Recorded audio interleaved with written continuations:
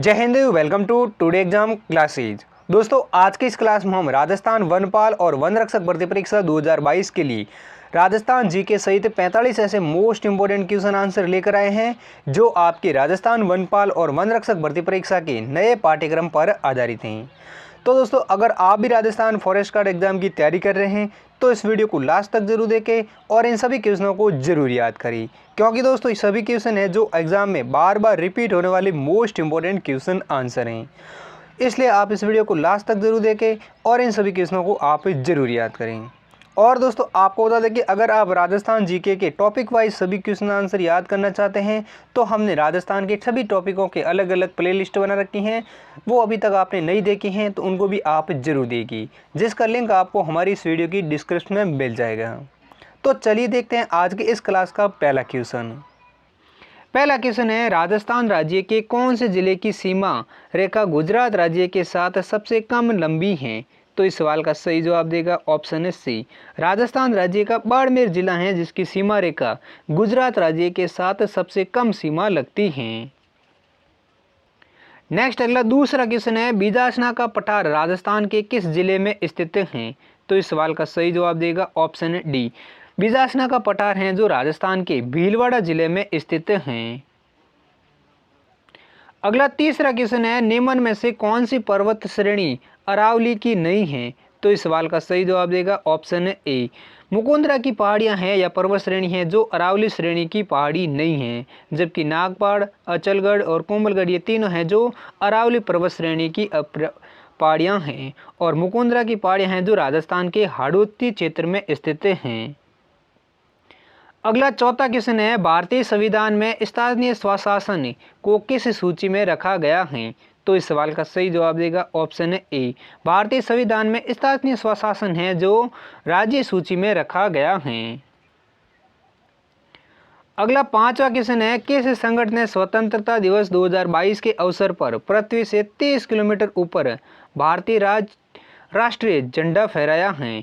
तो इस सवाल का सही जवाब देगा option A. Space kids India हैं जिन्होंने स्वतंत्रता दिवस 2022 के अवसर पर पृथ्वी से 30 किलोमीटर ऊपर भारतीय तिरंगे झंडे को फहराया है। किसने? स्पेस किड्स इंडिया संगठन ने। अगला छठा क्वेश्चन है, राजस्थान का कौन सा क्षेत्र अत्यधिक नम क्षेत्र है? तो इस सवाल का सही जवाब देगा ऑप्शन डी। राजस्थान का हाड़ौती क्षेत्र है जो सबसे अत्यधिक नम क्षेत्र हैं। अगला सातवां क्वेश्चन है, राजस्थान में मरुस्थलीकरण जलवायु के लिए कोपेन ने किस कूट का प्रयोग किया है? तो इस सवाल का सही जवाब देगा ऑप्शन सी। राजस्थान में मरुस्थली जलवायु के लिए कोपेन है जिन्होंने BHHW कूट का प्रयोग किया है। इसी प्रकार आठवां क्वेश्चन है, संविधान का कौन सा अनुच्छेद यह प्रावधान करता है कि राज्य में राज्यपाल की नियुक्ति है वो राष्ट्रपति के द्वारा की जाएगी? तो इस सवाल का सही जवाब देगा ऑप्शन सी। भारतीय संविधान का अनुच्छेद 155 है जिसमें यह प्रावधान करता है कि राज्य का जो राज्यपाल होता है उसकी नियुक्ति राष्ट्रपति के द्वारा की जाएगी।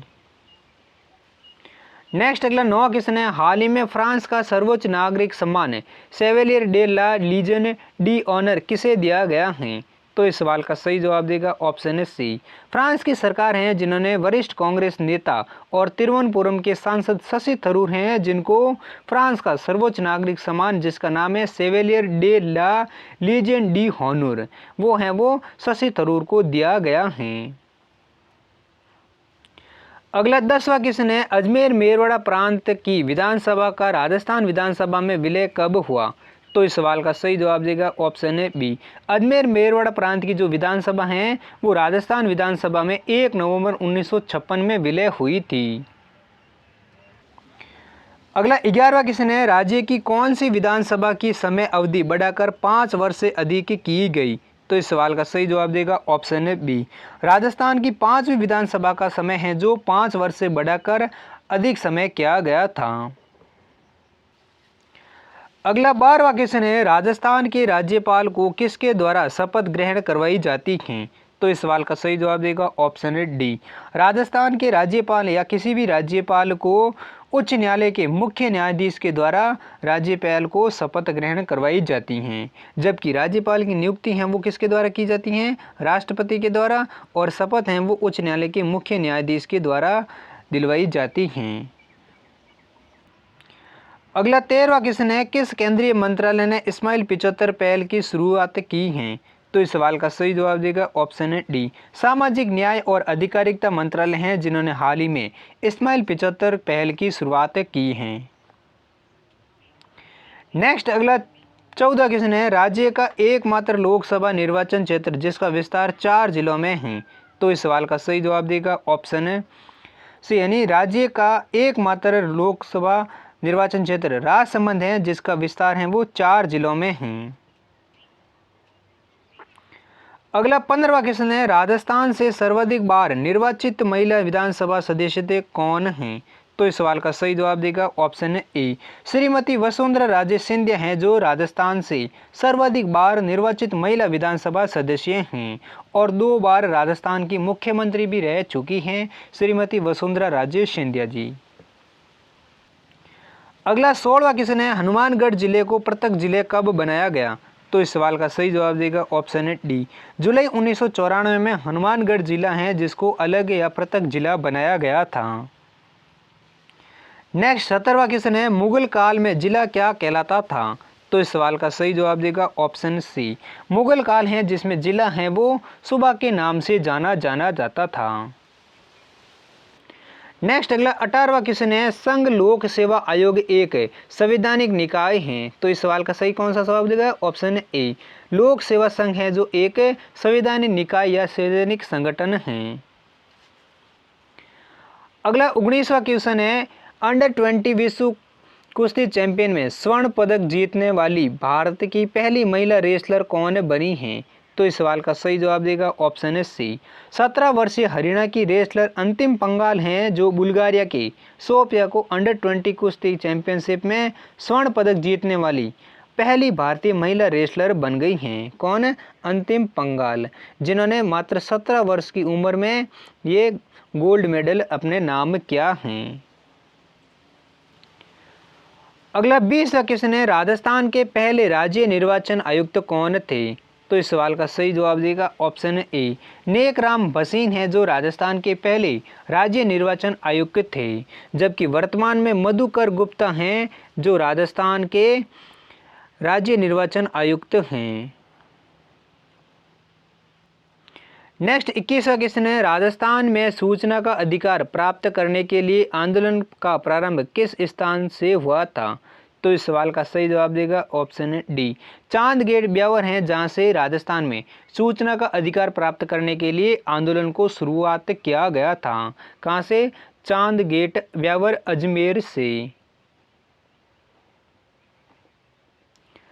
अगला 22वां क्वेश्चन है, मौलाना आज़ाद एजुकेशन फाउंडेशन उच्च शिक्षण संस्थान की स्थापना कहाँ की गई? तो इस सवाल का सही जवाब देगा ऑप्शन है यानी किशनगढ़ बास अलवर जिले में मौलाना आज़ाद एजुकेशन फाउंडेशन उच्च शिक्षण संस्थान की स्थापना है वो की गई है। नेक्स्ट 23वां क्वेश्चन है, वन रिपोर्ट 2019 के अनुसार सर्वाधिक वनों की दृष्टि से राज्य में प्रथम स्थान पर कौन सा जिला है? तो इस सवाल का सही जवाब देगा ऑप्शन डी, वन रिपोर्ट 2019 के अनुसार राजस्थान में सर्वाधिक वन है वो डूंगरपुर जिले में पाया गया है और डूंगरपुर जिला है जो सर्वाधिक वन क्षेत्र की दृष्टि से प्रथम स्थान पर है। अगला 24वां क्वेश्चन है, दही हांडी को किस राज्य में आधिकारिक खेल के रूप में मान्यता दी गई? तो इस सवाल का सही जवाब देगा ऑप्शन डी, श्री कृष्ण जन्माष्टमी के पर आयोजित होने वाली दही हांडी महोत्सव है जिसको अब महाराष्ट्र राज्य सरकार है जिन्होंने आधिकारिक खेल का दर्जा दे दिया गया है। अगला 25वां क्वेश्चन है, लोक देवता गोगा जी के थान सामान्यतः किस पेड़ के नीचे पाए जाते हैं? तो इस सवाल का सही जवाब देगा ऑप्शन ए, लोक देवता गोगा जी हैं जिनका थान या मंदिर है वो सामान्यतः खेजड़ी पेड़ के नीचे राजस्थान में पाया जाता है। नेक्स्ट 26वां क्वेश्चन है, तिलवाड़ा पशु मेला किस लोक देवता की स्मृति में आयोजित किया जाता है? तो इस सवाल का सही जवाब देगा ऑप्शन है डी। तिलवाड़ा का जो पशु मेला है जो लोक देवता मलिनाथ जी की स्मृति में आयोजित किया जाता है और तिलवाड़ा का मेला है जो राजस्थान के बाड़मेर जिले में आयोजित होता है। नेक्स्ट अगला 27वां क्वेश्चन है 2011 की जनगणना के अनुसार सर्वाधिक साक्षरता वाला राज्य कौन सा है? तो इस सवाल का सही जवाब देगा ऑप्शन सी। 2011 की जनगणना के अनुसार सर्वाधिक साक्षरता वाला राज्य है जो केरल राज्य है जिसका साक्षरता दर 94% है, जबकि सबसे कम साक्षरता दर वाला बिहार राज्य है जिसका साक्षरता दर 61.81% है। नेक्स्ट अगला 28वां क्वेश्चन है राजस्थान 2011 की जनगणना के अनुसार राजस्थान में सबसे कम लिंगानुपात वाला जिला कौन सा है? तो इस सवाल का सही जवाब देगा ऑप्शन है बी। 2011 की जनगणना के अनुसार राजस्थान का सबसे कम लिंगानुपात वाला जिला है वो धौलपुर जिला है। नेक्स्ट 29वां क्वेश्चन है भारत सरकार के अधीन मानव संसाधन मंत्रालय की स्थापना किस वर्ष में की गई? तो इस सवाल का सही जवाब देगा ऑप्शन है बी। भारत सरकार के अधीन में मानव संसाधन मंत्रालय की जो स्थापना है वो साल 1985 में की गई थी।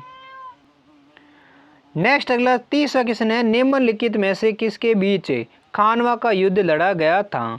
तो इस सवाल का सही जवाब देगा ऑप्शन है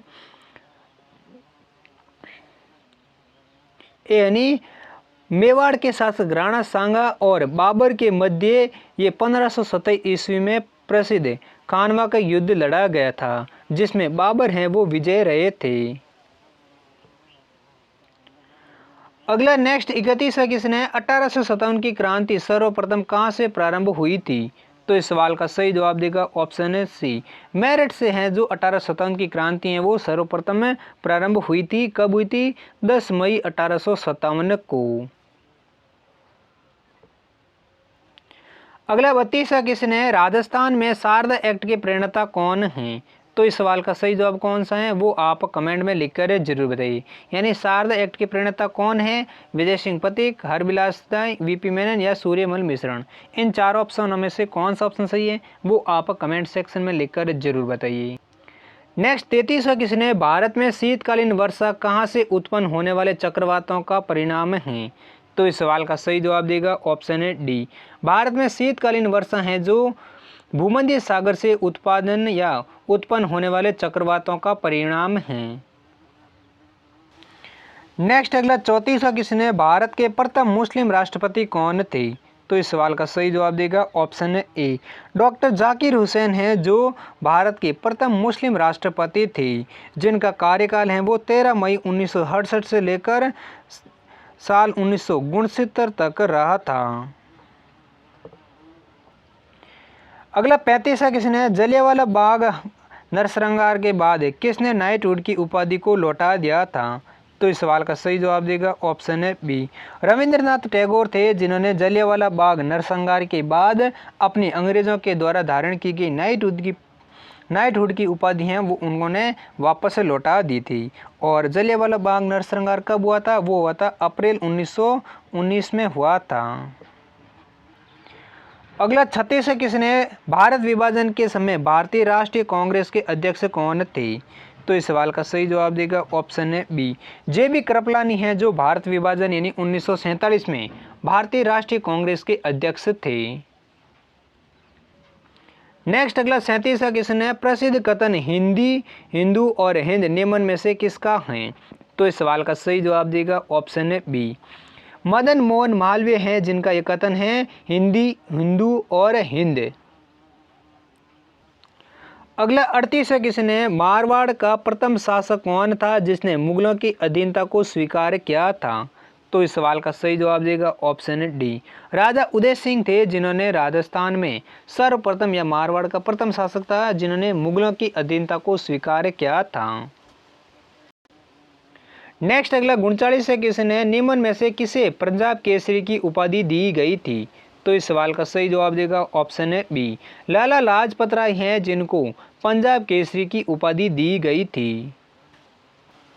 अगला नेक्स्ट 40वां क्वेश्चन है निम्न में से किसे भारत का आधुनिक जनक कहा जाता है? तो दोस्तों इस सवाल का सही जवाब है वो आप कमेंट सेक्शन में लिखकर जरूर बताइए। ऑप्शन है महात्मा गांधी, भगत सिंह राजा, राममोहन राय, सैयद मुश्ताक अली। इन चारों ऑप्शनों में से कौन सा ऑप्शन सही है जिसको भारत का आधुनिक जनक कहा जाता है, वो आप कमेंट में लिखकर जरूर बताइए। अगला 41वां क्वेश्चन है, रामकृष्ण मिशन की स्थापना किसने की थी? तो इस सवाल का सही जवाब देगा ऑप्शन ए, स्वामी विवेकानंद अपने गुरु रामकृष्ण परमहंस के नाम पर 5 मई 1997 को रामकृष्ण मिशन की स्थापना की थी। किसने? स्वामी विवेकानंद ने। अगला 42वां क्वेश्चन है, भारतीय संविधान की 8वीं अनुसूची में कितनी राजभाषाओं को उल्लेख है? तो इस सवाल का सही जवाब देगा ऑप्शन बी, भारतीय संविधान की 8वीं अनुसूची में 22 भाषाओं का उल्लेख है। नेक्स्ट अगला 43वां क्वेश्चन है, भारत में श्वेत क्रांति का जनक किसे कहा जाता है? तो इस सवाल का सही जवाब देगा ऑप्शन ए, भारत में श्वेत क्रांति का जो जनक है वो डॉक्टर वर्गीज कुरियन को कहा जाता है, और श्वेत क्रांति का जो संबंध है वो दुग्ध उत्पादन से है। तो दोस्तों ये थे राजस्थान जीके सहित 50 ऐसे मोस्ट इंपॉर्टेंट क्वेश्चन आंसर जो आपके राजस्थान के किसी भी कंपटीशन एग्जाम में बार बार पूछे जाते हैं।